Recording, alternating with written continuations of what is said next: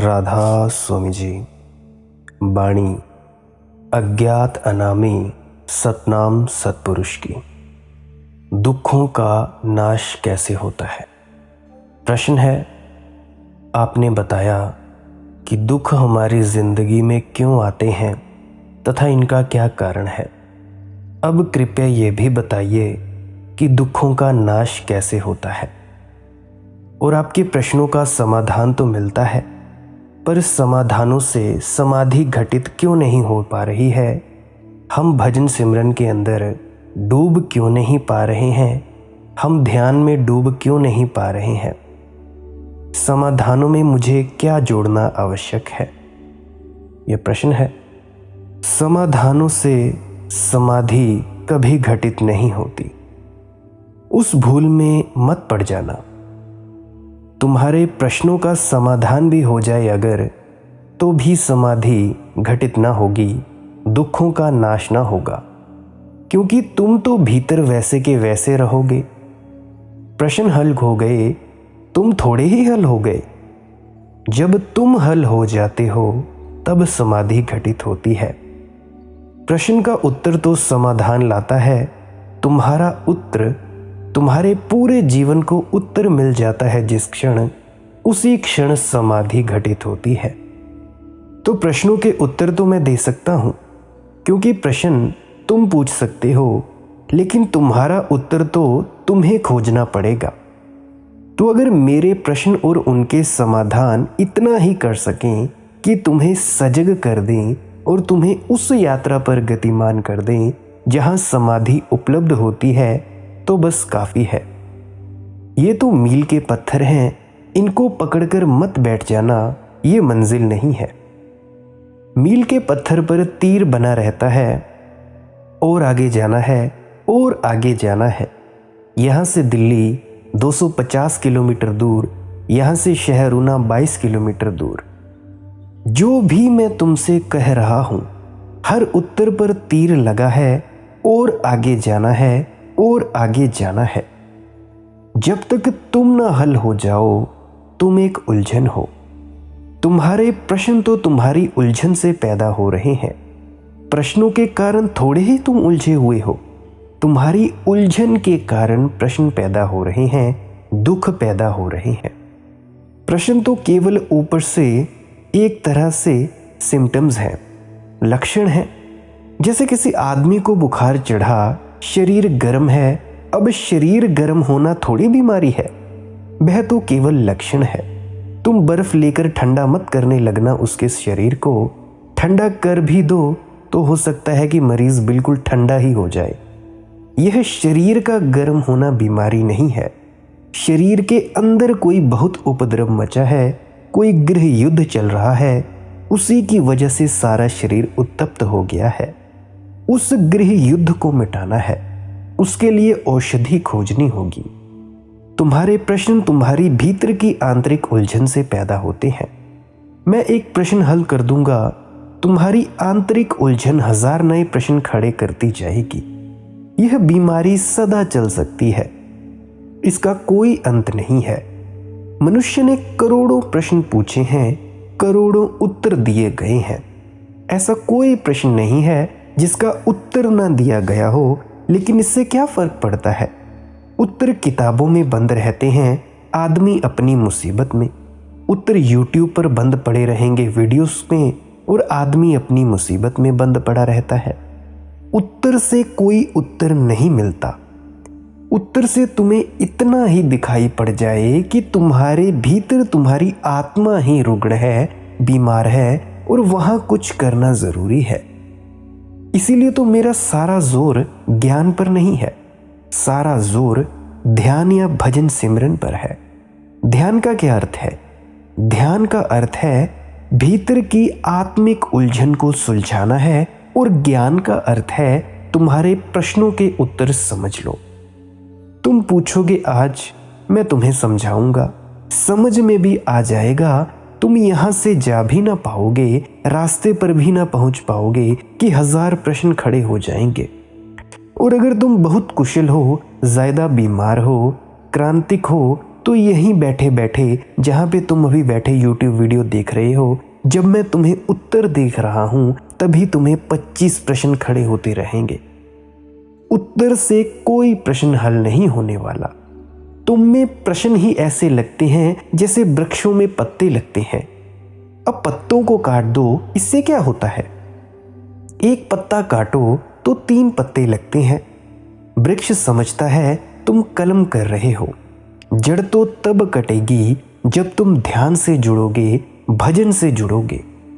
ज्ञान से जुड़ने से थोड़ी बहुत राहत मिल सकती है, सत्संग सुनने से थोड़ी बहुत राहत मिल सकती है।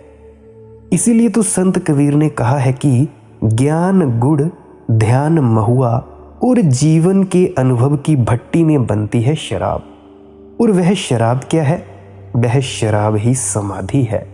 मैं ये आम शराब की बात नहीं कर रहा हूँ, मैं ये उच्चतम ध्यान समाधि की शराब की बात कर रहा हूँ। जीवन की भट्टी में, जीवन के अनुभव से। इसीलिए कच्चे जो भागना चाहते हैं, जो जीवन के अनुभव से बचना चाहते हैं, जो कहते हैं हमें बचाओ, उनको नहीं बचाया जा सकता। तुम्हें अनुभव से तो गुजरना ही पड़ेगा। सस्ते समाधि नहीं मिलती, उसकी कीमत तो चुकानी ही पड़ेगी। सच से सस्ते सस्ते सचखंड तक उपलब्ध नहीं हुआ जा सकता, कीमत तो चुकानी ही होगी। तुम्हें जीवन के अनेक अनेक रास्तों पर भटकना ही पड़ेगा, बहुत दरवाजे खटकाने पड़ेंगे, कूड़ा करकट बटोरना पड़ेगा, बड़ी व्यर्थता को जीना पड़ेगा, दुख और विषाद को झेलना पड़ेगा। उस सब के तुम पकोगे, वही जो जीवन की भट्टी है। लेकिन ध्यान का महुआ ना अगर हो तो भट्टी तो जलती रहेगी, परंतु शराब तैयार ना होगी। तो ध्यान का महुआ लेकर, भजन का महुआ लेकर जीवन की भट्टी से भागना मत। बहुत से लोग भाग जाते हैं। ध्यान का महुआ हाथ लगा कि वे चले हिमालय। वे भट्टी को छोड़कर ही भाग रहे हैं। महुए को ही लेकर क्या करोगे? बिना भट्टी के शराब ना बनेगी। महुए से थोड़े ही नशा आता है, महुए को आग से गुजरना जरूरी है। और संत कबीर बड़ी सीधी बात कहते हैं। वे कहते हैं ज्ञान ज्यादा से ज्यादा गुड़। अगर महुए की शराब बना ली तो थोड़ी तिक्त होगी, अगर गुड़ पास ना हो बस नशा तो चढ़ जाएगा। तो बिना ज्ञान के भी समाधि उपलब्ध हो सकती है, लेकिन ज्ञान मात्र से समाधि उपलब्ध नहीं होती। सत्संग सुन लेने से समाधि उपलब्ध नहीं होती। संतों के वचनों को कंठस्थ कर लेने से समाधि उपलब्ध नहीं होती। किसी संत के पास जाने से, उनसे युक्ति लेने से, अंदर जाने से समाधि उपलब्ध होती है। कबीर कोई बहुत बड़े ज्ञानी थोड़े हैं। जो प्रश्न तुम मुझसे पूछ रहे हो वही अगर तुम संत कबीर से पूछते तो तुम उत्तर की आशा नहीं कर सकते थे।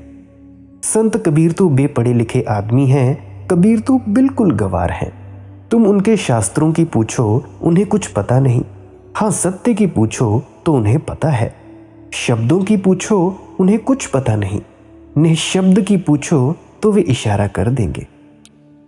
संत कबीर तो बेपढ़े लिखे आदमी हैं, न सुसंस्कृत हैं, न शास्त्री हैं, न किसी विश्वविद्यालय में कोई शिक्षा पाई है। बस जीवन की भट्टी में जलकर ही जो पाया है वही पाया है।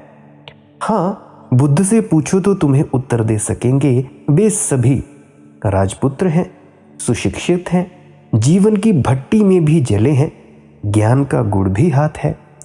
तो संत कबीर की शराब तो जिसको गांव में लोग ठर्रा कहते हैं, हमारे इधर भी कहते हैं, पौआ कहते हैं, बिल्कुल घरू देशी शुद्ध।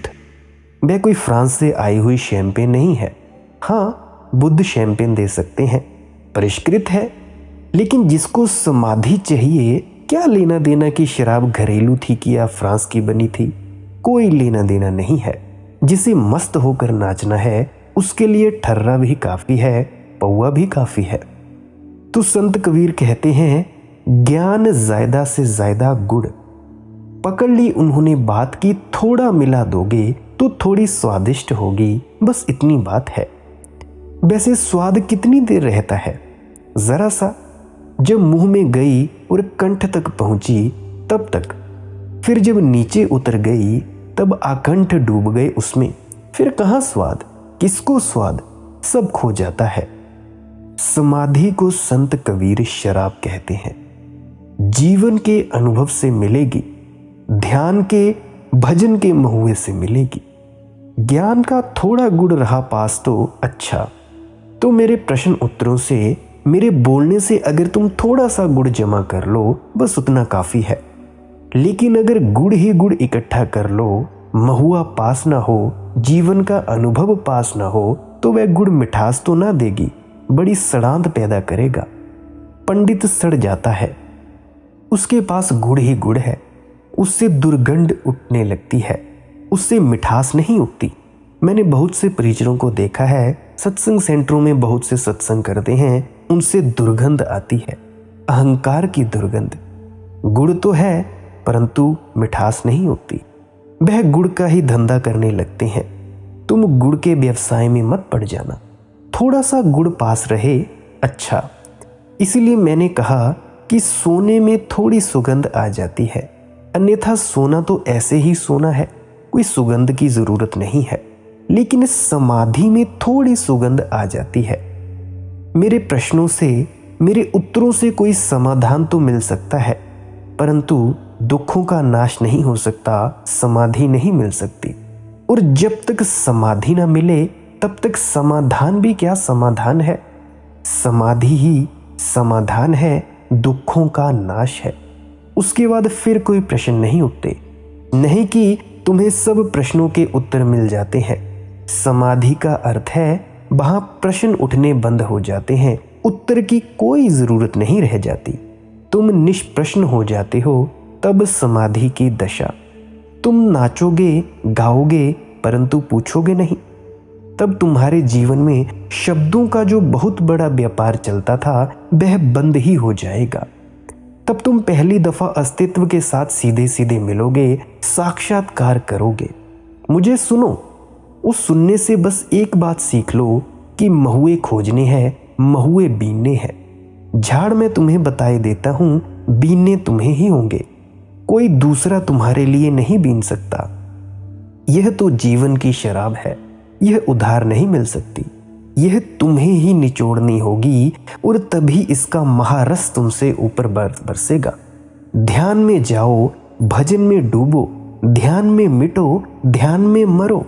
ध्यान बचे तुम ना बचो, वही समाधि है, वही समाधान है। दूसरा प्रश्न, ज्ञानी का मार्ग भक्त के मार्ग से क्या सर्वथा भिन्न है? जिस होश की आप चर्चा करते हैं वह प्रेमी का मार्ग है या ज्ञानी का? यदि होश हो तो प्रेम कैसे घटेगा? देखिए, 3 संभावनाएं हैं। एक कि कोई व्यक्ति ज्ञान के मार्ग से खोजे। जो व्यक्ति ज्ञान के मार्ग से खोजेगा, ध्यान उसकी विधि होगी, ध्यान उसका रास्ता होगा। जिस दिन उपलब्धि होगी, समाधि फलेगी, जीवन में चैतन्य का फूल लगेगा, उस दिन वह अचानक पाएगा कि करता तो जीवन भर ध्यान रहा और समाधि मिली, लेकिन अब समाधि के साथ अचानक प्रेम का आविर्भाव हुआ है। प्रेम फल की भांति आता है ध्यानी को। ध्यान साधन बनता है और प्रेम फल की भांति आता है, परिणाम बनता है। दूसरा मार्ग है कि तुम भक्ति के मार्ग से चलो। भक्ति के मार्ग पर प्रेम साधन है, और जब मंजिल आती है और भक्त मंदिर पर पहुंचता है तो अचानक चकित हो जाता है कि ध्यान की लवलीनता उपलब्ध हो गई है, वह परिणाम है। तो जो ध्यान के मार्ग से चलते हैं वे प्रेम को पाते हैं अंत में, जो प्रेम के मार्ग से चलते हैं वे ध्यान को पाते हैं अंत में। ज्ञानी भक्त हो जाते हैं और भक्त ज्ञानी हो जाते हैं। और एक तीसरा मार्ग है। तीसरा मार्ग है कि तुम दोनों पर एक साथ चल सकते हो। तुम प्रेम को भी साथ साथ साध सकते हो, तुम ध्यान को भी साथ साध सकते हो। तब तुम प्रेमी भक्त, ज्ञानी भक्त या भक्त ज्ञानी हो। मेरी पूरी चेष्टा यही है कि तुम दोनों साथ साथ साध लो। क्यों इतनी देर भी प्रतीक्षा करनी? ध्यान के साथ ही प्रेम साधा जा सकता है, और जब ध्यान के साथ प्रेम को साधोगे तो तुम्हारे ध्यान में एक रसिकता होगी जो खाली ध्यान साधने वाले में नहीं होती। उसमें प्रेम तो होता नहीं, इसीलिए खाली ध्यान रूखा मरुस्थल जैसा हो जाता है। उसमें मरुद्यान नहीं होते। उसमें तुम कहीं वृक्षों की छाया ना पाओगे। वह रूखा हो जाएगा, कठोर हो जाएगा। तुम उसको पाओगे कि जीवन के प्रति उसके मन में एक उपेक्षा है, एक गहरी उदासी है। वह जीवन की तरफ पीठ कर लेगा, भगोड़ा हो जाएगा। अगर तुम ध्यान ही ध्यान साधोगे तो प्रेम फलेगा अंत में, लेकिन पूरे रास्ते वह जो प्रेम की वर्षा साथ साथ हो सकती थी, उससे तुम वंचित रह जाओगे। मैं कहता हूं क्यों वंचित रहना? जो व्यक्ति प्रेम को साधेगा उसके जीवन में प्रेम तो रहेगा, रस रहेगा, माधुर्य रहेगा, लेकिन ध्यान से जो शांति फलित होती है, वह जो परम शून्यता फलित होती है, वह फलित नहीं होगी। उसके जीवन में रंग तो होगा, प्रसन्नता भी होगी, लेकिन प्रसन्नता के भीतर शून्यता की शांति नहीं होगी। तो कभी कभी तुम पाओगे कि उसका परमात्मा भी एक राग रंग है, उसकी भक्ति भी एक राग रंग है। ये दोनों ही थोड़े अपंग हो गए, एक एक पैर से चलने की कोशिश कर रहे हैं, और ये दोनों एक दूसरे के विपरीत होंगे, क्योंकि मार्ग पर ध्यानी को पता नहीं कि अंत में प्रेम भी आ सकता है, और मार्ग में प्रेमी को भी पता नहीं कि अंत में ध्यान भी आ जाता है। तो ध्यानी कहेगा, क्या व्यर्थ ही पूजा प्रार्थना में लगे हो, किसके लिए हाथ जोड़ रहे हो? वहां कोई भी भेद नहीं है। आंख बंद करो, परमात्मा भीतर है। गिराओ मंदिरों को, हटाओ मस्जिदों को, इनसे क्या सार है? ज्ञानी ब्रह्म ज्ञान की बात करेगा, और भक्त कहेगा, क्या आंख बंद करके बैठे हो? सब तरफ परमात्मा की लीला हो रही है, देखो, आंख खोलो। ऐसा हुआ, एक सूफी फकीर औरत हुई राबिया। वह ध्यानी थी। एक भक्त हसन नाम का फकीर उसके घर में मेहमान था। सुबह सूरज उगा और हसन बाहर नाचने लगा, क्योंकि भक्त को तो सभी इशारे उसी के हैं। सूरज उगे तो वही उगा, फूल खिले तो वही खिला, पक्षी गाए तो वही गाया। वही दिखाई पड़ता है, बाकी तो सब रूप रह जाते हैं, भीतर वही दिखाई पड़ता है। तो हसन नाचने लगा, और हसन ने जोर से आवाज दी कि राबिया, क्या भीतर बैठी है अंधेरे में? बाहर आ, देख कैसा सूरज निकला है, देख परमात्मा कैसे प्रकट हुए हैं। राबिया ने भीतर से ही कहा, हसन, मैं आंख बंद किए हूं और मैं निश्चित ही भीतर हूं, और मैं तुमसे कहती हूं तुम भी भीतर आ जाओ। बाहर के सूरज को देखने से क्या होगा? हम भीतर उसी को देख रहे हैं जिसने सूरज को बनाया। यह प्रेमी और भक्त का विरोध है, मगर दोनों अधूरे हैं। दोनों अधूरे हैं, एकांगी हैं, दोनों पहुंच जाते हैं। इसीलिए किसी को अगर एकांगी ही होकर चलना हो, कुछ लोग शौकीन होते हैं, एक टांग से ही उनको यात्रा करनी है। क्या करोगे? तो ठीक है, मौज है, स्वतंत्रता है, ऐसे ही चलो। किसी ने यही तय कर लिया कि एक टांग से ही परमात्मा के मंदिर तक पहुंचना है, पहुंचो। लेकिन तुम अचानक ही मंदिर के द्वार पर पाओगे कि परमात्मा दोनों ही टांगे पसंद करता है, नहीं तो वह दो देता ही क्यों? उसने दो दी हैं, उसका प्रयोजन है। उसने दो पंख दिए हैं कि उड़ो बैलेंस बनाकर संतुलन से। उसने दो पैर दिए हैं कि चलो संतुलन से।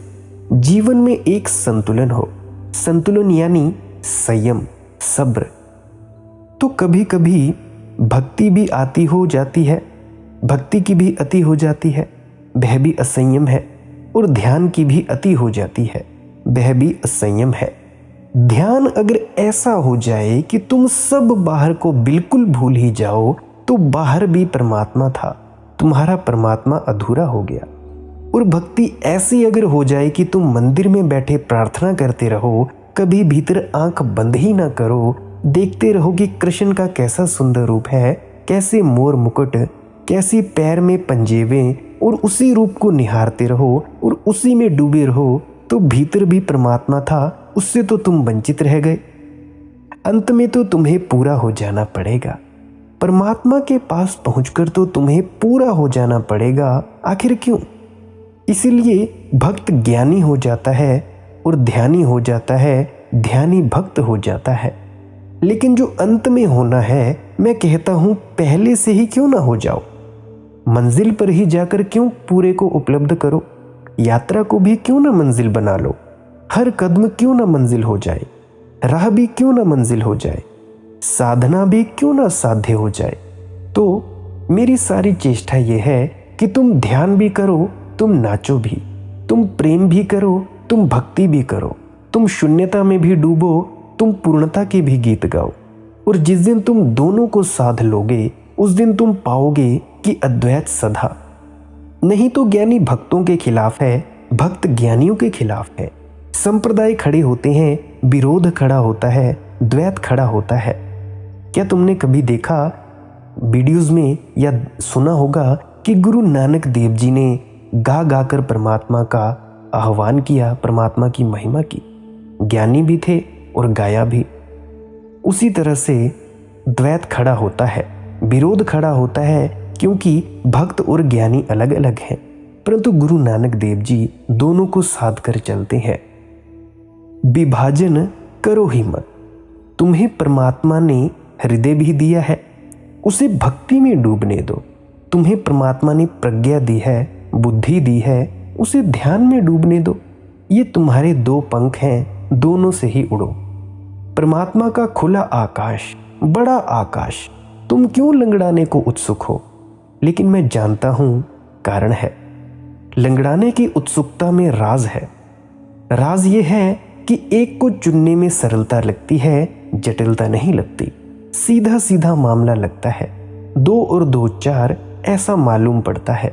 दोनों को चुनने में विरोधाभास हो जाता है। अगर तुम ध्यान को और भक्ति को एक साथ चुनोगे तो तुम पाओगे कि ये दोनों बड़ी विरोधी चीजें हैं। कहाँ प्रेम, उससे तो दूर से जुड़ना है, परमात्मा के चरण खोजने हैं। और कहाँ ध्यान, उसमें तो सब दूसरे को छोड़ देना है, अकेले रह जाना है। दोनों विपरीत लगते हैं। और मैं तुमसे कहता हूं कि अगर तुम दो विपरीत के बीच एकता को न देख पाए तो तुम अंधे हो। जैसे दिन है और रात है, श्रम है और विश्राम है, जन्म है और मृत्यु है, ऐसे ही भक्ति है और ध्यान है। तुम जन्मे, तुम मरोगे भी। तुम ये नहीं कह सकते कि जन्मे अब मर कैसे सकते हैं, क्योंकि जन्म और मृत्यु में तो बड़ा विरोध मालूम पड़ता है। एक में तो आते हैं, दूसरे में जाते हैं। तुम ये नहीं कहते कि दिन में तो सूरज उगता है, प्रकाश ही प्रकाश, रात में अंधकार हो जाता है। यह विरोध बर्दाश्त के बाहर है। जीवन विरोध से बना है। जीवन विरोधाभासी है, पैराडॉक्सियल है। जीवन का रस और मजा ही यही है कि यहाँ पुरुष ही पुरुष नहीं है, स्त्रियां भी हैं। विरोध है। नदी के 2 किनारे हैं और तभी तो सेतु बन पाता है, नहीं तो सेतु बने ही ना। एक ही किनारे पर कैसे तुम पुल बनाओगे। यहाँ अंधकार भी है, उजाला भी है। यहाँ भीतर की तरफ यात्रा भी हो सकती है और बाहर की तरफ भी यात्रा हो सकती है। और अगर तुम दोनों को साथ साथ संभाल लो, कभी भीतर डुबकी ले लो, कभी बाहर भी डुबकी लो, बाहर भी वही है और भीतर भी वही है। यह तो फर्क ही तुम्हारी नासमझी का है कि तुम बाहर और भीतर को 2 कर रहे हो। एक ही है। जो आकाश तुम्हारे घर के बाहर है, वही तुम्हारे आंगन में भी है। आंगन के आकाश का गुणधर्म नहीं बदलता और तुम्हारी दीवारों के भीतर जो कमरा घिरा है, उसमें जो आकाश है, उसका भी गुणधर्म नहीं बदलता, वह भी वही है। तुम्हारी अंतरात्मा और बाहर फैला हुआ परमात्मा एक ही है। अगर तुम किसी को मूर्ति पूजते देखो तो उसको मत टोको, क्योंकि परमात्मा ने उसकी ऐसी ही विधि लिखी है कि वो पूजे। तुम बस उसकी मदद करो ताकि वो मूर्ति से अमूर्त तक पहुंच सके। अगर इस एक को तुम शुरू से ही साधो तो तुम्हारे जीवन में बड़ा अद्भुत अर्थ प्रकट होता है, जो साधारण ध्यानी के जीवन में प्रकट नहीं होता। जैसे मैं तुमसे कहूँ, जैन धर्म, बौद्ध धर्म ध्यान पर खड़े हैं, वे दोनों अंतर्मुखी धर्म हैं, तो तुम उनके साधुओं के जीवन में किसी तरह की रसधार न देखोगे। रूखे सूखे, मरे मरे, जितना मरा हुआ साधु हो, जैन कहते हैं, उतना ही पहुंचा हुआ कि देखो बिल्कुल मरा हुआ है, देखो कैसे तप रहा है। शरीर बिल्कुल पीला पड़ जाए तो वे कहते हैं स्वर्ण जैसी काया। शरीर पीला पड़ गया उपवास कर करके, मगर वे कहते हैं देखो कैसी तपश्चर्या कि कुंदन जैसा चेहरा दिखाई पड़ रहा है। यही पता हो उनको कि यह आदमी सन्यासी नहीं है तो वे पूछेंगे कि भाई कौन सी बीमारी हो गई है, पीलिया हो गया है, क्या हो गया है, अस्पताल में भर्ती हो जाओ। लेकिन ये मुनि महाराज हैं तो उनके चरण छू रहे हैं, गुणगान गा रहे हैं, क्योंकि उनको पीलापन नहीं दिखाई पड़ता, स्वर्ण दिखाई पड़ता है। अपनी अपनी धारणा है। तो जैन साधु बौद्ध भिक्षु धीरे धीरे सूख गए हैं, रस नहीं है। तुम उन्हें हंसते हुए ना पाओगे। अगर जैन मुनि हंस दे तो भक्तों को शक हो जाएगा कि यह कैसा मुनि हंस रहा है, खिलखिला रहा है, यह कहीं साधु के लक्षण है। अगर वह छोटी छोटी बातों में रस ले तो अनुयायी छोड़ देंगे उसे तो रस लेना ही नहीं है, उसे तो ऐसा डरा हुआ दूर अपने को सिकोड़े हुए खड़ा करना है। तो एक भ्रांति पैदा हुई है। फिर दूसरी तरफ हिंदू हैं, उनके साधु सन्यासी हैं, भक्ति संप्रदाय है रामानुजन का, बल्लभ का। तुम उनको पाओगे कि वे सिर्फ खा पी रहे हैं और मोटे हो रहे हैं और कुछ नहीं। खीर पूड़ी वह उनके जीवन की कुल साधना है, क्योंकि वही भोग भगवान को लगाते हैं। भगवान तो बहाना है, वही भोग खुद को लगाते हैं। तुम उनको मोर मुकुट पहने हुए देखोगे, वे तुम्हें विदूषक मालूम पड़ेंगे। किसी सर्कस में होते, नाटक में होते, जंचते। यहाँ क्या कर रहे हैं? उनका व्यक्तित्व तुम्हें भोगी का मालूम पड़ेगा, योगी का नहीं मालूम पड़ेगा। लेकिन भक्त कहेंगे कि यह तो भक्ति का रस है। ये दोनों ही बातें अधूरी हो गई हैं और दोनों ने नुकसान पहुंचाया। तो मैं तुमसे कहता हूँ दोनों को साथ ही लेना और दोनों के बीच एक रिदम, एक छंदबद्धता पैदा कर लेना। कभी बाहर रस से भरे नाचते हुए, कभी भीतर शांत शून्य, दोनों ही। और अगर तुम दोनों ही किनारों को छूकर बह सको तो तुम्हारी जीवन सरिता सागर तक निश्चित ही पहुंच जाएगी। और तब तुम परमात्मा को पाकर ऐसा ना पाओगे कि कुछ नया पा रहे हो। तुम ऐसा पाओगे कि यह तो पाया ही हुआ था, प्रतिपल पाया हुआ था। थोड़ा बड़ा हो गया, बड़ा हो गया, अब विराट हो गया।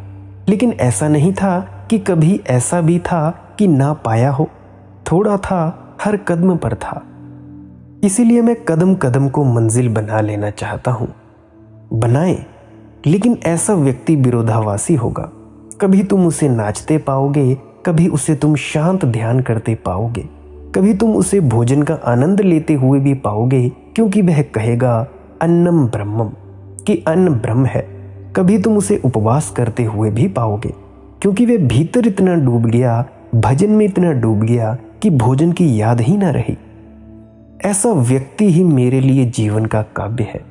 ऐसा व्यक्ति मेरे लिए परिपूर्ण है। अंत में तो ये घटना सभी को घटती है, लेकिन शुरू से घट जाए तो सौभाग्य। इसीलिए मैं 3 विभाजन करता हूँ। एक, ज्ञानी ध्यानी, वह लंगड़ा है, पहुँच जाता है लंगड़ाते, लंगड़े भी पहुँच जाते हैं। फिर भक्त रस से भरा, लेकिन अधूरा है, उसे भीतर का कोई अनुभव नहीं है, शून्य की कोई प्रतीति नहीं है। वह परमात्मा की स्तुति तो गा सकता है, लेकिन चुप और मौन नहीं हो सकता। प्रार्थना कर सकता है, लेकिन ध्यान नहीं कर सकता। ध्यान और प्रार्थना का यही फर्क है। प्रार्थना है भक्त का अंग, जोर जोर से बोलता है, भगवान की स्तुति करता है, सुनता ही नहीं किसी की।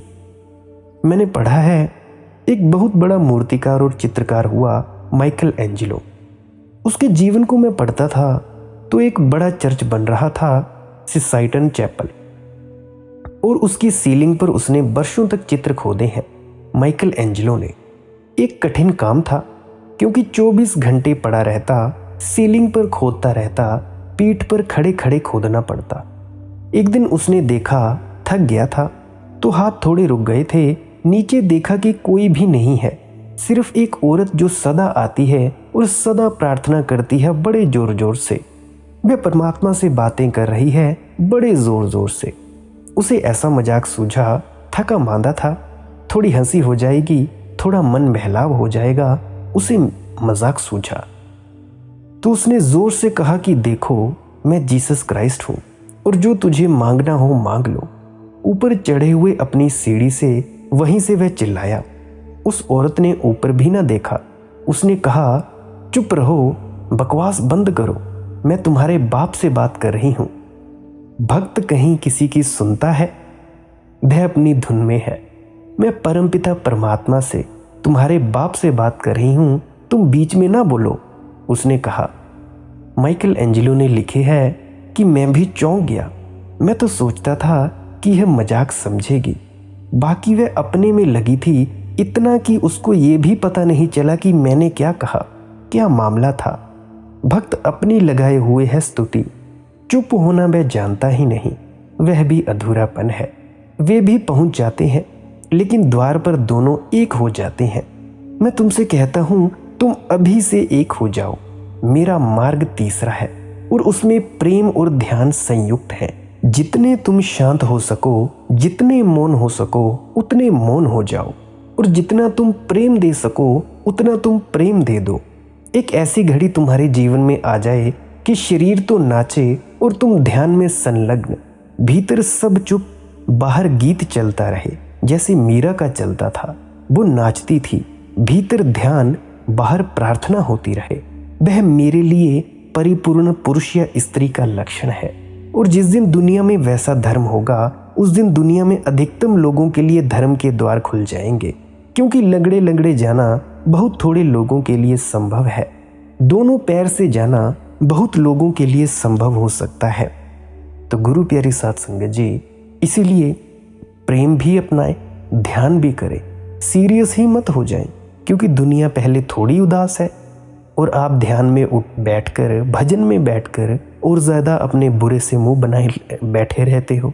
हंसो, खेलो, नाचो, गाओ, ध्यान में उतरो और सब चीज़ें करो। मुझे आशा है कि आप जान पाए होंगे कि अब दुखों को नाश कैसे करना है। दुख कैसे जाएंगे? दुख जाएंगे प्रेम के मार्ग से और ध्यान में, भजन में, चुप्पी से। अगर कोई प्रश्न हो तो टेलीग्राम पे पूछ सकते हैं या कमेंट सेक्शन में पूछ सकते हैं। टेलीग्राम पे मेरा हैंडल है मालिक की मौज सत्संग, वहाँ पे मेरा मोबाइल नंबर भी होगा, तो वहाँ पे कॉल करके भी पूछ सकते हैं। अगर आपको ये जानकारी पसंद आई हो तो इस जानकारी को अपने मित्रों तथा परिजनों तक ज़रूर साझा करें।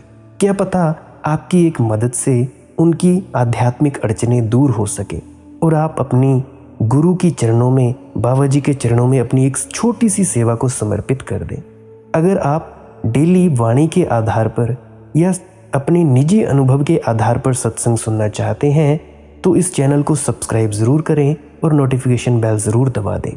कभी कभी नोटिफिकेशन नहीं भी भेजता यूट्यूब, तो आप कृपया डेली मालिक की मौज सत्संग यूट्यूब पर सर्च कर लिया करें, तब आप वहाँ पे न्यू सत्संग देख सकते हैं अगर कोई अपलोड किया होगा।